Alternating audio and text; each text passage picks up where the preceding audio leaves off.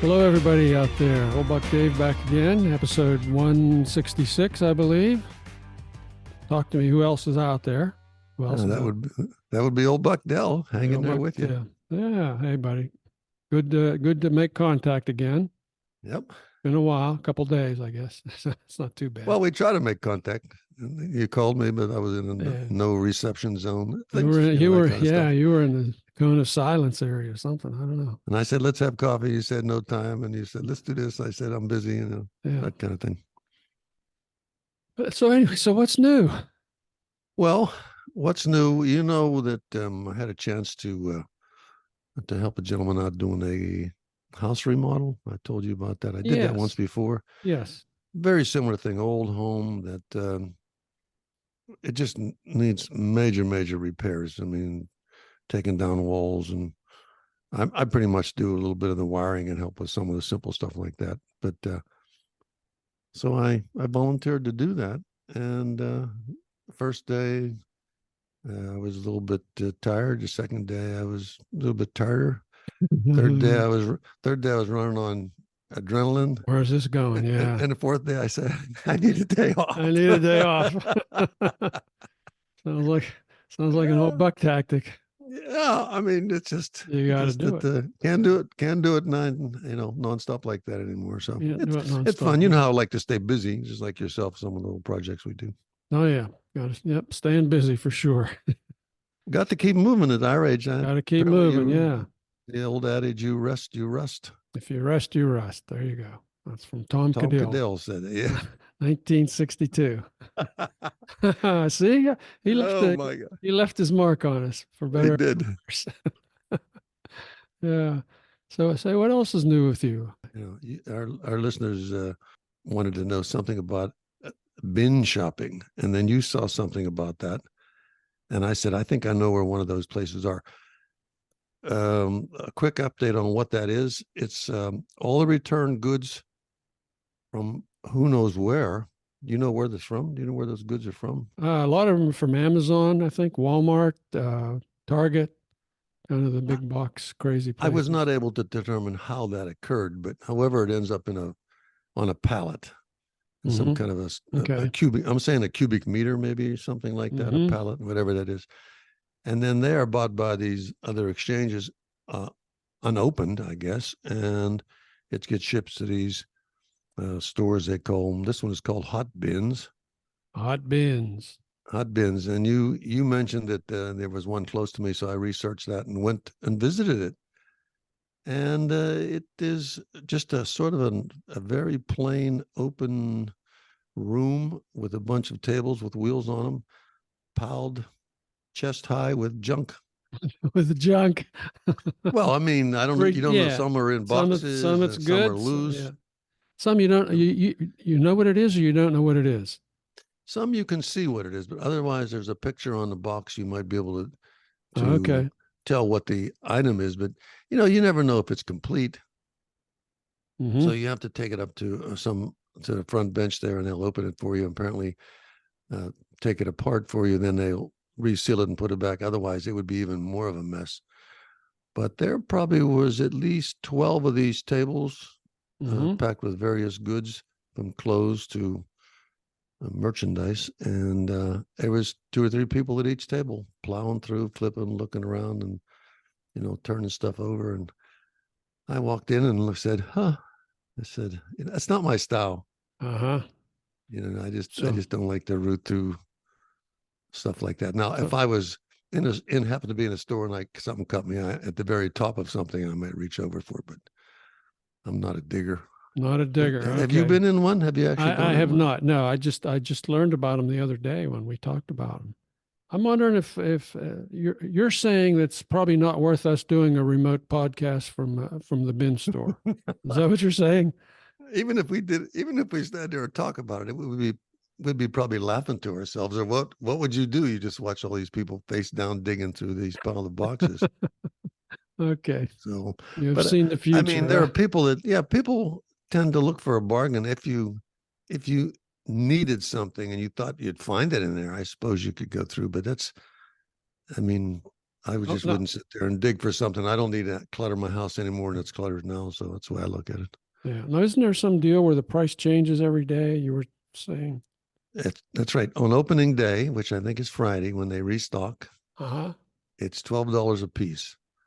Then every day it like drops down until the sixth day, it's $2 for anything. Okay.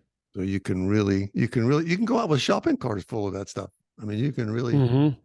you can really load yourself up. But I mean, I, I just, that's not my style. If all any Mm-hmm. listeners out there have been to these shops or think it's worth the effort, tell us at Bucks Too Old. I'd be curious to see what people think about it. Yeah, that's a good idea. Let's hear what our listeners' experience is with the bin stores. Talk to us, folks. We want to hear more. We want to hear more about binning. That's what it's called, binning.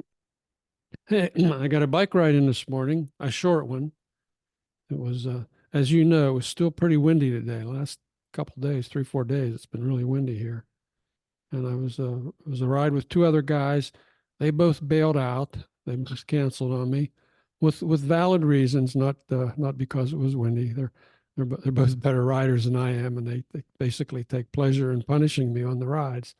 So I went out by myself today, but I could only do 17 because it was so windy. Getting a crosswind, and it's like blowing your bike into the next lane. So you were riding in this wind. Well, I did for a little while, yeah, yeah. Well, believe it or not, the day that I went to check the bin shop, I took the local trail, and it was windy, and I'm just not used to that. Mm-hmm. I was not used to driving into the wind. Sideways, I could cope a little bit because you can sort of tack, Mm-hmm. but when little bit of wind at my back was much easier, and I got back. And of course, I had the usual cramps in my leg from not doing that, not doing that kind of biking. Yeah. Yeah, it was tough. Like, while going into the worst winds, I was going like 10 or 11 miles an hour, just really struggling. But then when I got a tailwind, it was like I broke 25. It's like, man, I'm 59 years old again. Something like that. Well, Crazy. warning to the old bucks out there: if you're not in shape, you'll Yeah. feel it. Yeah. You got to keep moving in this biking thing. Although I ride my bike to the various shops, but they're just only quarter mile away or something like that. So what else you been doing? You've been weren't you doing some medical things? Well, I of course it's the ongoing thing, medical. Yeah, I had a CAT scan yesterday of my side. I've got the gallstones, but they're still trying to decide if that's really what my ache is, or blah blah blah. So, like, okay, we're going to give you a CAT scan, a CT scan, as it is. So I get there, and you have to get there like an hour and a half ahead of your procedure for some reason. Well, what reason is that? Well, I found out. I can't use they can't use iodine dyes on me because I'm allergic to it. I kind of blow up and half die. So they have a plan B where they give you like a big milkshake. It's a 32-ounce thick plastic like material to drink. Okay. And he says, the guy says, I'm just just drink. picturing this because I've Yeah. gone. Yeah. You know what I'm talking about. I haven't gone through that one, but I don't like the dyes either. The tracing elements they put in Yeah. me. I complain about that. Don't like them. Yeah. So I'm looking This at is this old. This thing. is an old buck thing. Oh, You have to. geez. So he says, it'll take you an hour to drink this. I'm thinking, an hour? Oh, God. It was actually two 16-ounces. Okay. And the first one I was done in about just under 15 minutes. I thought, yeah, I'm going to kick this thing. And it took me another 45 minutes to drink the second one. So yeah, it was an hour. It was an hour.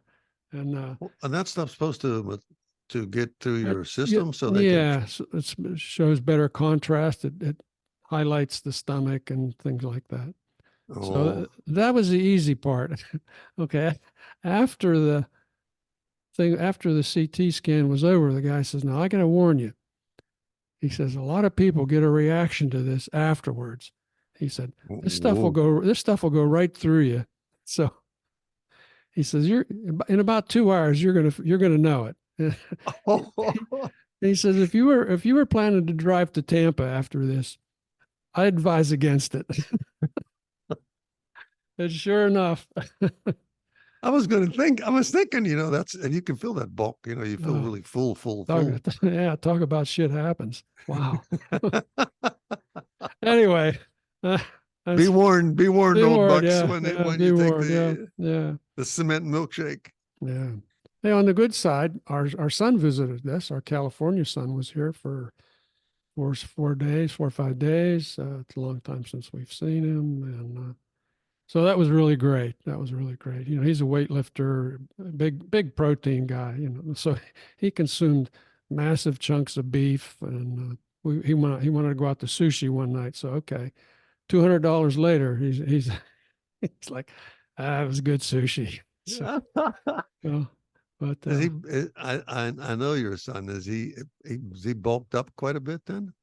I mean, is he, he? he he looks pretty good. Yeah, he actually looks better than he did because he was down to like 7% body fat. And it was just Oh, really, really, I thought his face was drawn and that sort of thing. But he's put on about 15 pounds in the last year. New job, I guess. It's the new job. Agreeing with him. But we just had a wonderful time. It was great.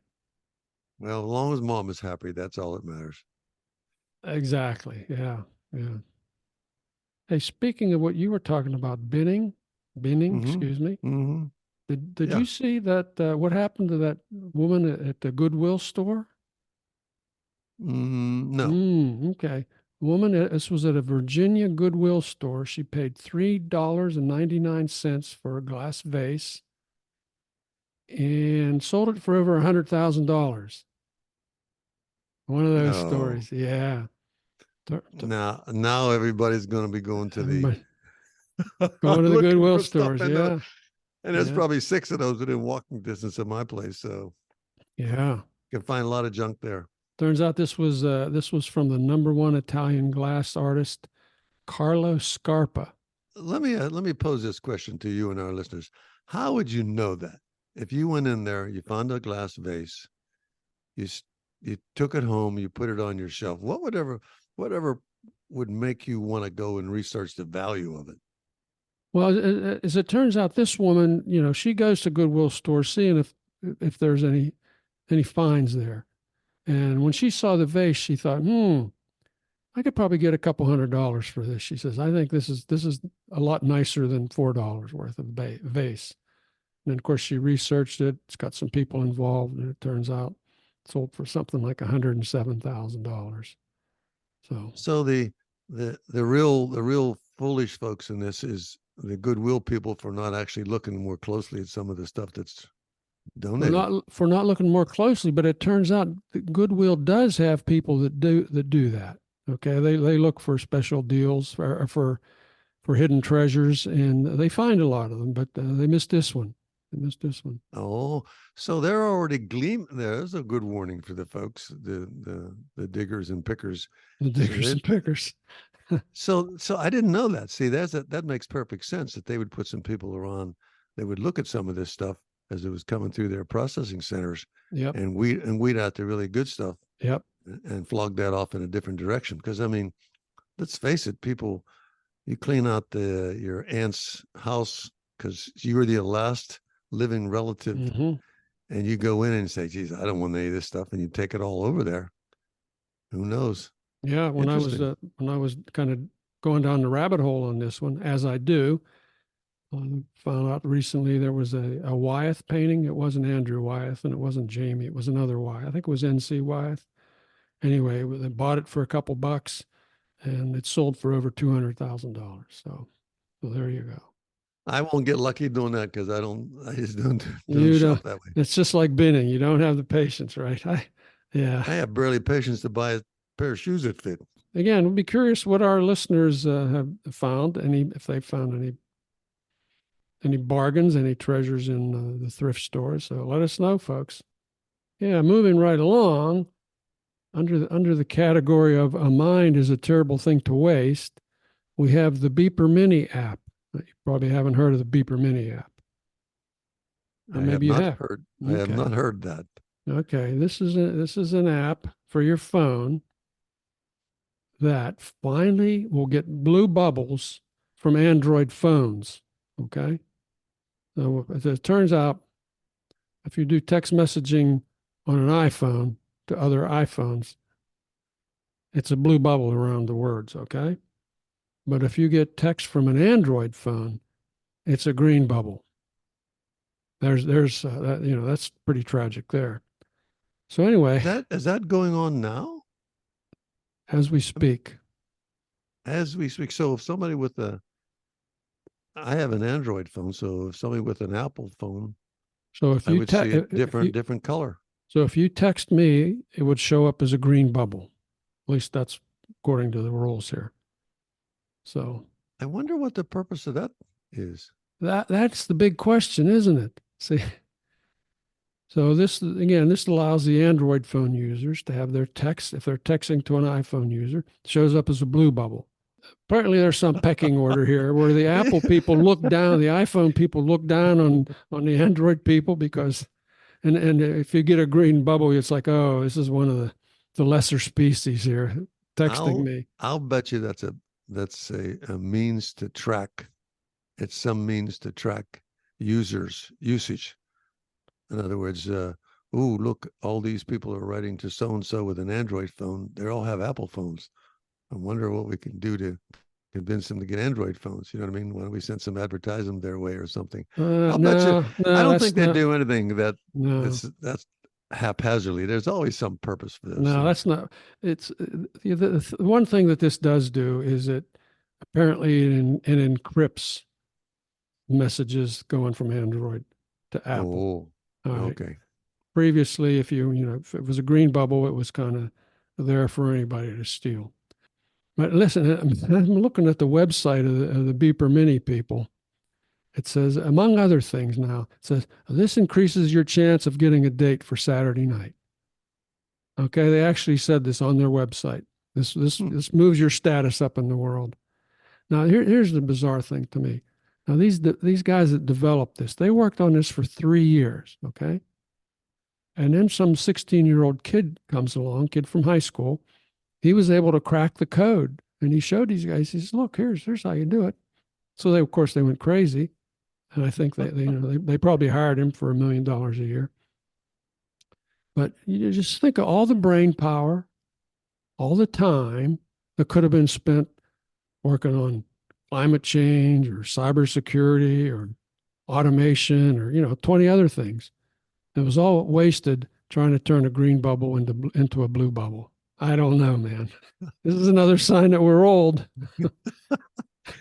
Well, not something I would give any thought to. There's a lot of this technology that it probably affects me, but I don't notice it. You know what I mean? It's subtle, and I don't use it enough to notice. Like, oh, this is happening this way. I really think, Dave, that as the AI and stuff progresses, they're going to be able to pull the wool over our eyes so slowly that we won't even know what's happening. Yeah, just be feeling warm and snuggly. Yeah, we won't even know how. I mean, oh, look, I'm texting so and so, and they got some other kind of process involved that we don't know about. So, yeah. Oh well. Should we move on to letters from afar? Yeah, you have some. I always find them interesting. What do you got there? Yeah, we got a couple last week's interview with Tim Smith. There's the first one is Timothy's relation to the storyline was intriguing. Then his further discussion items and conversation with the two of you held my interest. I thought it was a very enjoyable episode. There you go. We got a satisfied listener. Here's another one. Tim did a good job in setting the intrigue so as to create some interest for your listeners. So there we go. We had a couple pluses for Tim there. That was fun. It was fun doing that with Tim. He was a very interesting fellow. Yeah. I mean, he's certainly very articulate on the microphone. And I enjoyed talking to him. It's like the time got away from me. I was just sitting there listening to him, and I feel very lucky that at this stage in my life, we have a reason and an opportunity to run into some folks like that. It's just nice to be able to do that. Otherwise, just doing my regular old stuff, I'd probably never meet so many people like that. So all the best to him. It was a great story. Yeah. And we did get a note on the Stan Gordon interview. Oh, Stan, yes. Remember Stan, Mr. Oh, yeah. UFO, UFO Bigfoot? guy, yeah. Yeah, the UFO guy. Yeah. This is from Smokey. Smokey says, Stan Gordon may be right. There could be other dimensions that we just don't see or understand. Keep an open mind. We got lectured to. Probably I got lectured there. So what do you think about that? I would say he devoted most of his life to following up with this stuff. So I got to give him credit for that, that he at least found a subject he's interested in, and he's passionate about it. And when it comes down to actually some of the phenomena, I guess I would have to run into it face on. But it's like so many things. Yeah. That if you don't touch it, if you're not the one with the pain in your hip, you can't hardly, you just can't quite relate to it. So yeah, there you go. Yeah, I'm pretty much with you on that. I think I'm going to remain a skeptic in this whole thing, but I do give my hats off to Stan for the work that he's done, and he never said he believes everything. He's he says you can discount a lot of this stuff and explain a lot of it. It's just there's a certain percent you can't, so you can't really argue with that. yeah, and like I Yeah. said, it's like if something of this phenomena type, this unknown phenomena, was causing me to lose my TV signal, Mm-hmm. then I'd really be interested in what the heck is causing this, So then if it's like, uh-oh, that only happens when a flying saucer flies over your neighborhood. Yeah. It's like, we better find these guys. They just Sounds, screwed up the prices right in the middle of a, wow. Yeah, speaking of that, there's been a couple other news items that I find makes me wonder, is this a coincidence or what? Did you see the story about fast radio bursts from afar, from really afar, like somewhere way out there? I think I read a line on that, but I just didn't click on it. I think I Yeah. saw that on the Google's one of the Google things. I just didn't click on. Well, did you? Did you, of Yeah, course, yeah. click on it and Of research course it? I did. Yeah, of course. That's what I do. Yeah, so it turns out this first fast radio burst was the first one was detected in 2007, and there've been hundreds detected since then, not thousands or millions, but only hundreds. These only last a couple thousandths of a second. That's not much time, and they generate as much energy as the sun creates in a year. Isn't that amazing? They detect that. They have determined that based on what's the closest place this could be coming from, and here's the strength of the signal, I guess, and see how much energy is it take to get that kind of signal this far. So they still don't know where they're coming from or how they're generated. There are some theories, but there's really no proof. But I think it's kind of interesting. Fast radio bursts. That's something that's out there. It's a big place out there. It's a big place, yeah. Now, here's what I know you heard about. You heard about the big solar flare the other day. That I did click on that Yeah. to see. It's theoretically going to disrupt a bunch of communications. Yeah. So yeah, this was the biggest solar flare since 2017, and it did screw up shortwave broadcasts. There were blackouts over Central America, South America. See, if that thing would have messed up, the Price is Right. Yes, on the exactly. on the nighttime edition, then I'd have wanted to know more about it. You've been writing your congressman. But since it didn't affect me, it didn't have nothing turned on, so I wasn't. It came and went. It came and went like many things do. I just don't pay attention to it. I think so. The solar, the initial flash takes about 8 minutes to reach the Earth, and then of course it's traveling at the speed of light, basically. And Dave, it just occurred to me as we're talking. Yeah. I wonder if our listeners figured out we live in two different worlds. You notice all this stuff. I'm like oblivious to I'm Mr. Geek, and I'm just happy not to get hit by a car Chill. crossing the Yeah, street. yeah. But these a couple days later, the coronal mass ejection hits us. That's the CME for short. And this is all the mass that gets ejected from the sun. And that's what's created these spectacular northern lights displays, the aurora. Mm. Yeah, it's from the coronal mass ejection. Mm-hmm. Now you step back and think of that. You think about, okay, here, what's going on here? We got these fast radio bursts going on. We got unprecedented solar flare. And we just had Stan Gordon on. So what does that tell you? There is somebody out there. That's There is Smokey something going. Smokey might be right. Yeah. Yeah. Something going on out there. Yeah. So. This reminds me of the old quote. There are no coincidences, only signs of alignment. Full stop. Full stop. Yeah. I was waiting for more quotation. That's it. That's the quote. No, well, there's a lot of different versions of that, but that's kind of the one I like. There are no coincidences, only signs of alignment. Hey, let's talk about words. Oh, talk about words. You know, I'm into words. That's kind of an open-ended question there, isn't it? But I like words. I've always been fascinated with different words. Well, it's the end of the year here, and everybody's coming up with their word of the year. I've looked at a couple. Again, here we go, down a different rabbit hole. Right. Let's see what the dictionaries have to say. Probably words. Would they happen to be words I could possibly use? You could. So, for example, the Cambridge Dictionary, their word of the year is hallucinate. Okay. Which means basically to sense something that does not exist due to illness or drugs. Or number two, the recent definition, artificial intelligence producing false information. You've heard about, your AI can create stuff that's not true, that's incorrect. So use that word in the sentence with AI. The AI application hallucinated, telling me that Dale was at the moon once, something like that. Okay. So basically, it's a word. It's a word that's been given another meaning. They just use it a different way. Exactly. It's got a new meaning here.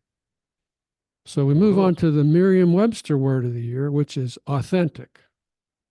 Now that word we know very, that's the word. That's it's the term for authentic. Something. This has been a high volume lookup for a number of years, but authentic saw a big substantial increase in 2023. Again, driven by stories and conversations about AI, whether something's, whether the result is authentic or whether it's hallucination, celebrity culture, identity, and social media. Okay, so it's a buzzword in social media now. Authentic. He's really an authentic person. So these words aren't contractions. They're not totally, new words or spelled something. This is a word that started to attract different meanings. Yes. In a different context entirely that we were used to. The usage is this authentic chocolate?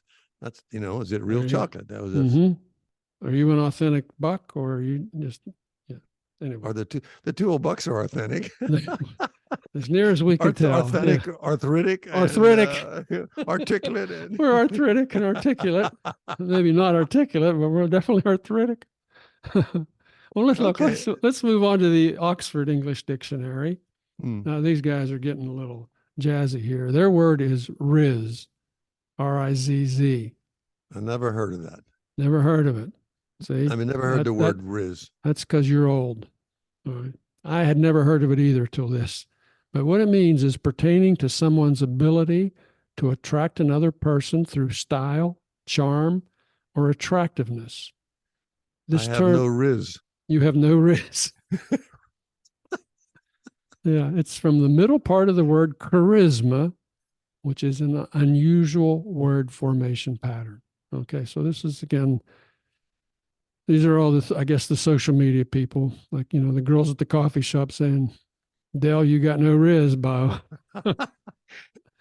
You got no rizz. That's funny. It's been a very entertaining discussion with you It's, Uh, it's like we don't cooperate with before we just get together. this And is you, all this all a surprise to yeah, either it's all each of us. surprise. Yeah. So do you have a word of the year? I was wondering if you got a word of the year. Although I don't have a word, but I have. Maybe you can help me with this. What does the word gaslight mean? Oh, that's my word of the year. That's your word of the That year. is my word of the year. You dog. Yeah. Well, what does actually that mean? Yeah, I've that's a never word figured that out what I'm kind of tired of hearing. So it's a colloquialism. It's loosely defined as making someone question their own reality. The expression, which derives from the title of the 1944 film Gaslight, became popular in the mid 2010s. Merriam-Webster cites deception of one's memory, perception of reality, or mental stability. In a 2022 Washington Post report, it was described as a, quote, trendy buzzword frequently used to describe ordinary disagreements rather than those situations that align with the word's historical definition. So it had an original definition, which is now warped into something else. In other words, to mislead somebody. Why can't you just say, oh, that's misleading? Why don't you say, you're gaslighting me? Oh, It means something different to everybody else. And probably 70% of the time people don't know what it means anyway. So I don't know. I actually wasn't sure what that meant, but it always sounded derogatory when somebody said you were doing that. You were gaslighting me. I feel I've been gaslighted, or something like that. I wasn't really quite sure what it meant, but it didn't sound like a good word to be called, or, if you said that. So interesting. Well, I got one more. I think I kind of saved the best for last. Mm. And then I think this is going to wrap it up for this episode. This is from Gene Collier, who's a writer for the Pittsburgh Post-Gazette. Okay, Gene Collier's word is literally. Now, this is from a December 6th story he wrote. He said, and it's titled Gene Collier, a nerd / grammar snob / generic old crank, wants you to stop misusing literally. Okay. And he starts out, overheard at the mall, quote, I swear to God, if I hear that Mariah Carey Christmas song one more time, I'm literally going to explode.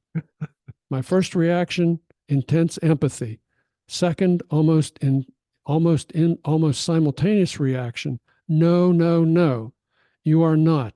You are not literally going to explode for reasons too obvious to detail. Besides which, you exploding would necessitate a torturous cleanup and probably an investigation that could shut down the entire mall until possibly tomorrow. Now he's a satirist or something. Oh, he's so good. I got to read some more of the article. This isn't the whole article. We're going to put a link to it so people can read the whole article. Now I go further down. He says, lest you think you've stumbled into an essay on the difference between spontaneous human combustion, not bloody likely, and spontaneous human eruption, less bloody likely, I assure you it's nothing so high-minded as that. This is nothing but me, your humble columnizer, acting on the long-standing mental threat that one of these days I'm literally writing a column on literally.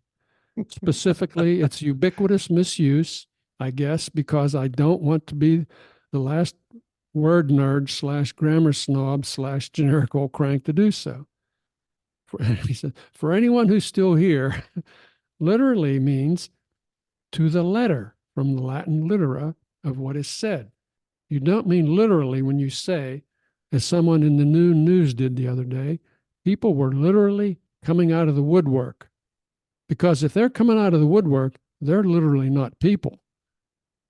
You mean figuratively or metaphorically. So don't say, like, I literally died. No, you didn't. You're literally here, still talking incorrectly.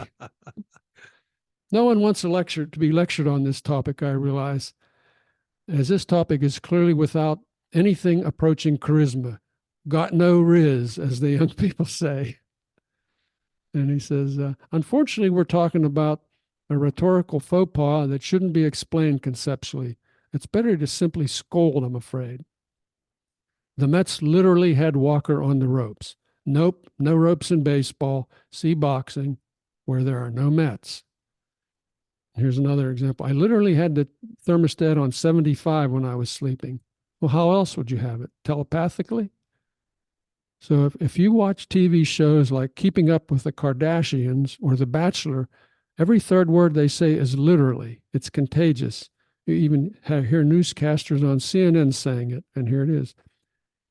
And that is literally true even today, or just the other day, when in a CNN piece on still another appeal, a still another gag order triggered by still another malevolent utterance by Donald J. Trump, the anchor Anna Cabrera said, "I guess the ball is now in the judge's court, literally.